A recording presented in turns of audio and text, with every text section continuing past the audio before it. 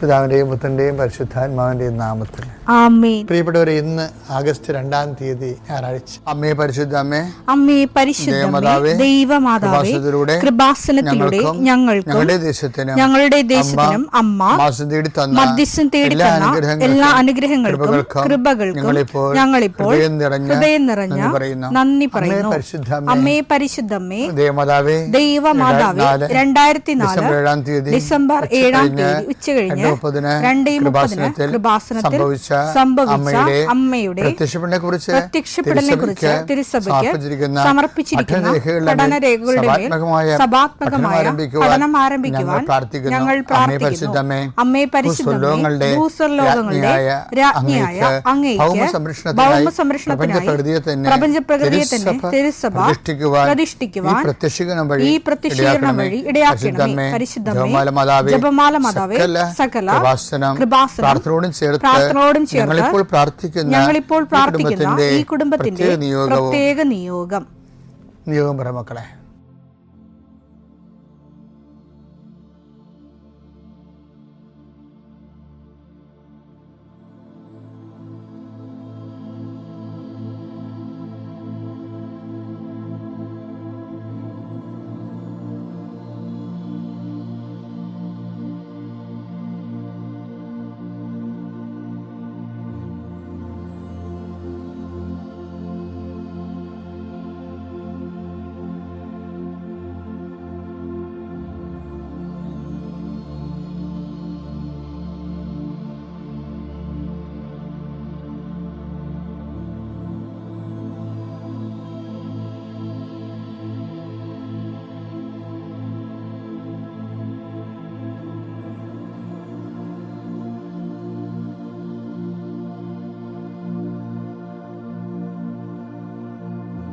അമ്മയുടെ പ്രത്യക്ഷീകരണത്തിന്റെ ഈ അനുഗ്രഹവേളയിൽ ഞങ്ങൾക്ക് സാധിച്ചു തരുവാൻ കനിയണമേ.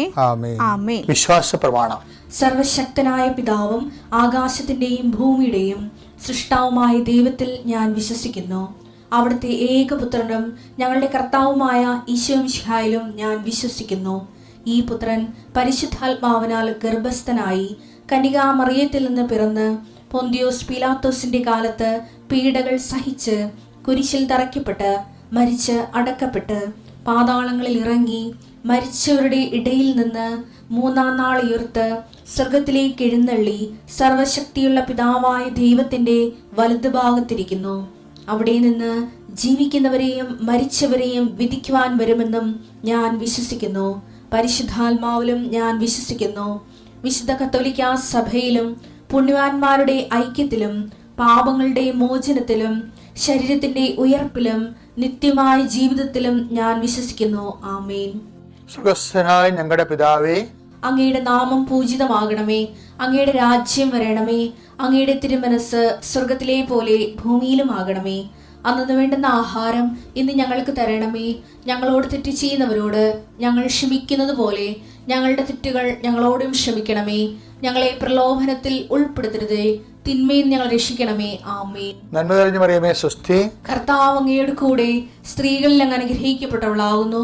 അങ്ങയുടെ ഉദരത്തിൻ ഫലമായി ഈശോ അനുഗ്രഹിക്കപ്പെട്ടവനാകുന്നു.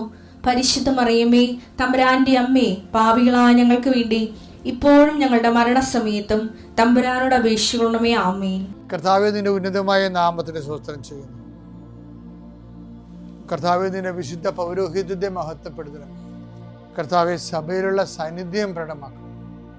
40 വർഷം അർപ്പിച്ച കൃപാന്റെ യുഗതിയായി കൃപാസ്ഥാനത്താരെ ജീവനോടെ പ്രത്യക്ഷപ്പെട്ട പരിശുദ്ധ അമ്മയുടെ മാധ്യസ്ഥത്തിലെ കർത്താവെ, ഈ ദിവസം വെളുപ്പാങ്കാലത്ത് എഴുന്നേറ്റിരുന്നത് കൂടുന്നവരുണ്ട്.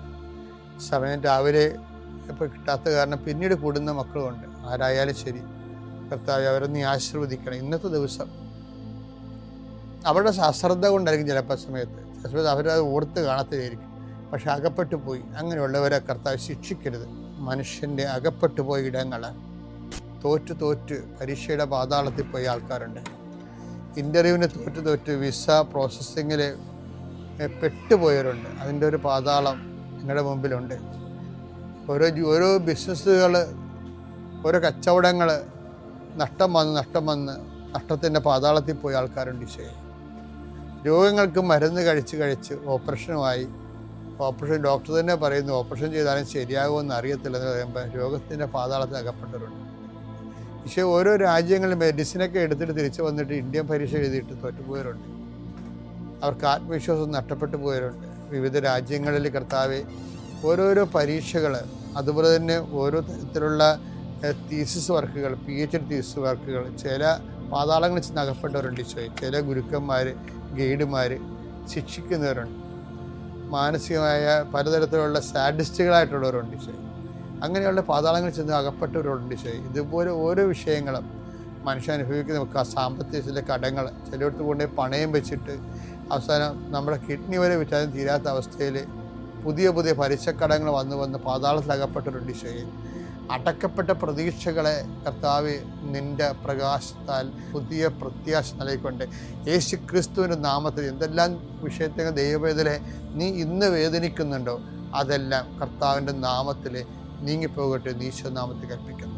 നിത്യം പിതാവും പുത്രനും പരിശുദ്ധാത്മാവ് സർവ്വേശ്വര എന്നേക്കും ആമേൻ. എൻ്റെ പ്രിയപ്പെട്ടവരെ, പിന്നെ നമ്മുടെ ജീവിതത്തിലെ ചില സമയത്തുണ്ടല്ലോ നോ ഐഡിയ. കഴിഞ്ഞ ദിവസം ഒരു വ്യക്തി എന്നോട് ചോദിച്ചേ, അച്ഛാ ഞാൻ നേഴ്സിങ്ങിന് പോകണ അതാ CAക്ക് പോകണ എന്ന് ചോദിച്ചു. തണ്ടിൻ്റെ പരീക്ഷ എഴുതി മടുത്തെന്ന് പറയാം. I have no idea.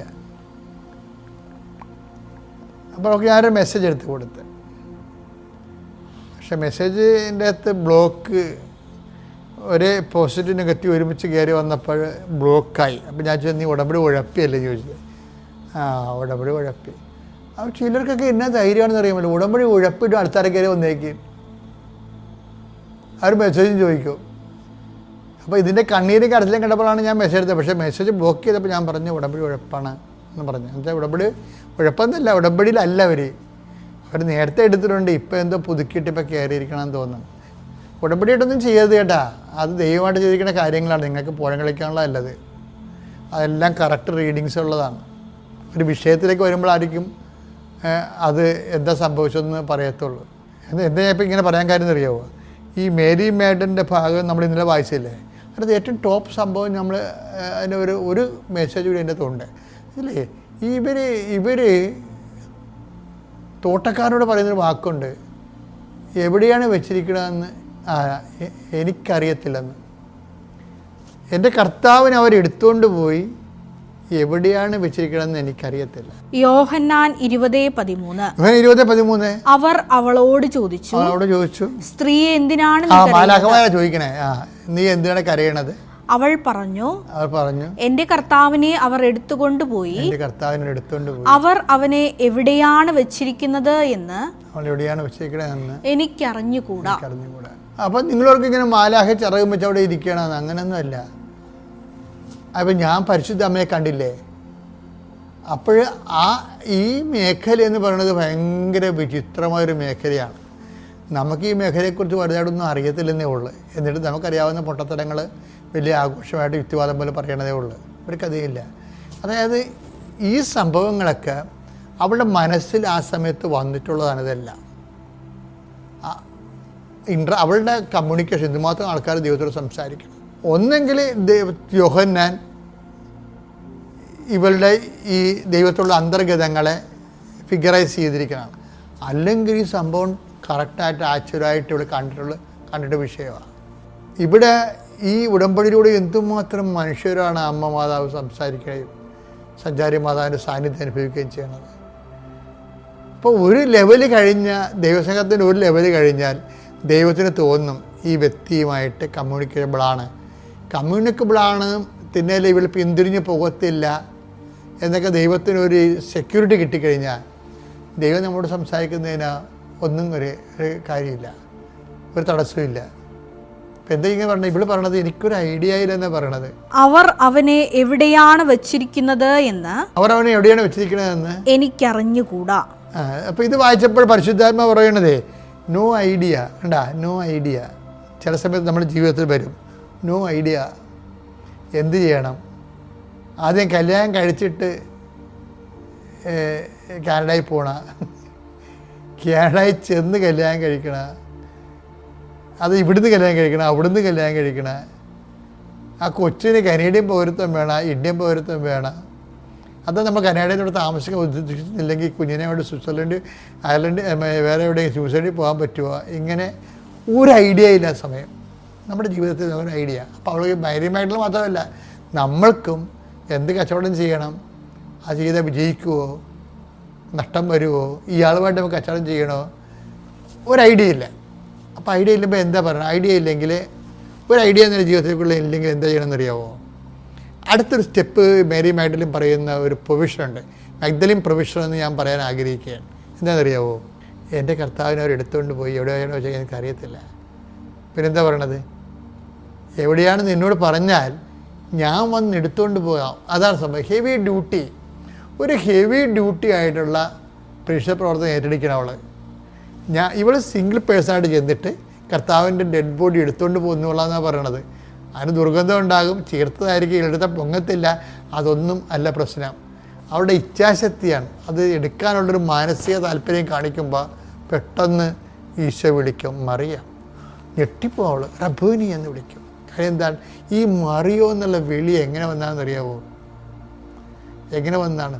ഈ ഞാൻ എടുത്തുകൊണ്ട് പോയിക്കൊള്ളാമെന്ന് പറഞ്ഞതിൻ്റെ മുമ്പിൽ കർത്താവിനെ വെളിപ്പെടാതിരിക്കാൻ പറ്റാത്തൊരവസ്ഥ വന്നു. നിൻ്റെ ജീവിതം അങ്ങനെയാണ്. നിനക്ക് വഴിമുട്ടിപ്പോയ ഒരു ഐഡിയ ഇല്ലെങ്കിൽ ഉണ്ടല്ല, ഒരു ഹെവി ഡ്യൂട്ടി എങ്ങോട്ട് എടുത്തേക്കണം കർത്താവിന് വേണ്ടി. എൻ്റെ പൊന്നുമോളെ, കർത്താവ് നേരിട്ട് പ്രത്യക്ഷപ്പെട്ട് നിനക്ക് വഴി പറഞ്ഞു തരും. അതാണ് ബൈബിള്. യോഹന്നാൻ 20:15. 20:15. അത് തോട്ടക്കാരനാണെന്ന് വിചാരിച്ച് അവൾ പറഞ്ഞു. പ്രഭു അങ്ങ് അവനെ എടുത്തുകൊണ്ട് പോയെങ്കിൽ എവിടെ വെച്ചു എന്ന് എന്നോട് പറയുക. ഞാൻ അവനെ എടുത്തുകൊണ്ട് പോയിക്കൊള്ളാം. അപ്പോൾ അടുത്ത വരി എന്താ? യേശു അവളെ വിളിച്ചു. എല്ലാം മാറുകയും ഇനി പറയാൻ ഈശോ അവളെ അനുവദിക്കത്തില്ല. യേശു അവളെ വാപത്തണ പോലെ വിളിച്ചു, മറിയാം. വിളിയൊരു വല്ലാത്ത വിളിയായിപ്പോയി, മറിയാം. നമ്മൾ പറഞ്ഞത് ഈ നാടകക്കാർ വിളിക്കുന്ന പോലെയല്ല, അത് ആ സ്നേഹത്തിൻ്റെ ആഴങ്ങളെല്ലാം അറിഞ്ഞുകൊണ്ട് വിളിക്കേണ്ട, മറിയാം റബ്ബൂനി എന്ന് വിളിക്കുക. അത് എന്നാ രസമാണെന്ന് ആ ഭാഗം എന്ന് വെച്ചത്. അതായത് അവർക്ക് എന്താ കാര്യത്തിൽ നമ്മൾ ഇന്നത്തെ കന്യാസം കണ്ടില്ലേ, 2 തിമോത്തി 1:8, നിൻ്റെ കർത്താവിന് സാക്ഷ്യം നൽകുന്നത് നീ ലജ്ജിക്കരുത്. അവർക്ക് ലജ്ജയില്ലാതെ ഈ ബോഡി എടുത്തുകൊണ്ട് പോകാമെന്ന് അവൾ പറഞ്ഞില്ലേ. അതാണ് ദൈവം മറുപടി തന്നത്. വായിച്ചത് 2 തിമോത്തിയോസ് 1:8. നമ്മുടെ കർത്താവിന് സാക്ഷ്യം നൽകുന്നതിൽ നീ ലജ്ജിക്കരുത്.